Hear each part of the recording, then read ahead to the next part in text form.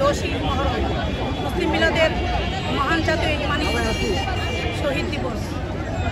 ইমানি সুকু মানবতার রাষ্ট্রে যে লক্ষ্যে সেটার জন্য আমরা প্রথমত হচ্ছে মুসলিম মিল্লাতের মহান ইমানি জাতীয় শহীদ দিবস, শাহাদাতে কারবালা দিবস। প্রথমত হচ্ছে মুসলিম মিল্লাতের মহান ইমানি জাতীয় শহীদ দিবস, শাহাদাতে কারবালা দিবস। এটা নিছক কোনো দিবস নয়, এটা আমাদের ইমানি দিবস, ইমানি শোক এবং মানবতা রাষ্ট্র কায়েমের লক্ষ্যে ইমানি শপথের দিবস। এই দিবসের যে পার্থক্য, এই যে শিক্ষাটা, যে শাহাদাতে কারবালার মেইন শিক্ষাই হচ্ছে কি, আমার জীবন চলে যাবে তাও আমি কি মিথ্যাকে কবুল করতে পারি না। সত্যটা প্রতিষ্ঠা করার লক্ষ্যে দুনিয়া থেকে মিথ্যা, জুলুম, স্বৈরদস্যুতা সবকিছু থেকে মুক্ত করার জন্য, অপশক্তি থেকে মুক্ত করার জন্য নিজের জীবনের অধিকার, স্বাধীনতা, নিরাপত্তা বজায় রেখে মানবতা রাষ্ট্র কায়েমের লক্ষ্যে নিজের জীবনকে যে জীবনের দিয়ে হলেও কি সেই শাহাদাত করে হলেও সেই শাহাদাতের শিক্ষাটা রক্ষা করাই হচ্ছে শাহাদাতে কারবালা দিবসের মেইন লক্ষ্য উদ্দেশ্য। 10 মহরম আমাদের ইমামে আকবর ইমাম হুসেন রাদিয়াল্লাহু তাআলা আনহু যে শিক্ষাটা দিয়েছেন শাহাদাত বরণ করে, যে কাফের এজিদ মুয়াবিয়ার যেই চক্র, তারা কি দুনিয়ার বুক থেকে ইসলামকে উৎখাত করার জন্য, মিথ্যাকে কায়েম করার জন্য আমাদের ইমাম আকবর শহীদ হয়েছে।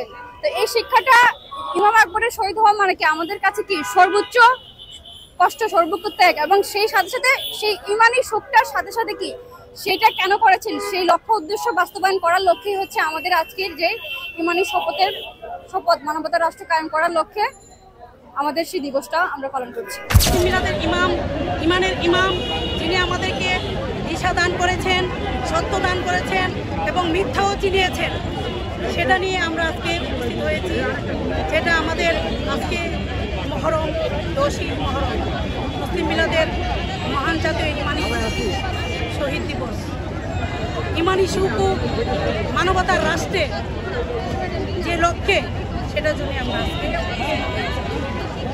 অনেক বেদনার দিবস আমাদের এই দিবসটি।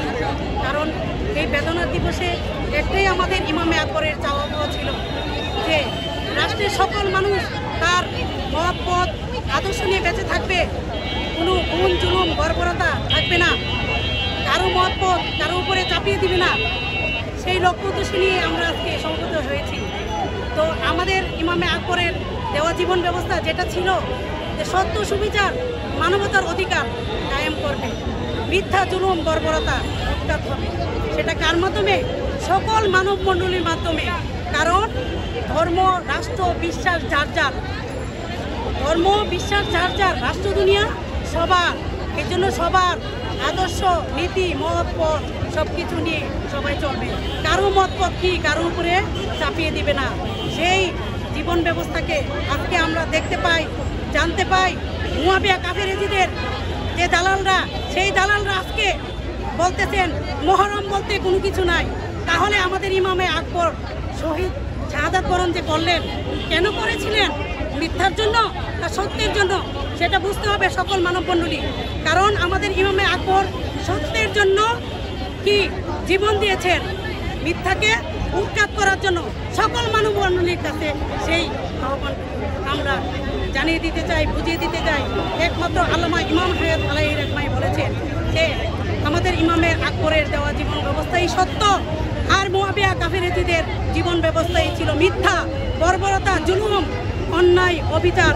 সেই অন্যায় অবিচার থেকে আনার জন্য আমাদের ইমামে আকবরের দেওয়ার জীবন ব্যবস্থা সত্য, সুবিচার, মানবতার অধিকারের লক্ষ্যে আমাদের আল্লামা ইমাম হায়াত আলাইহির রহমান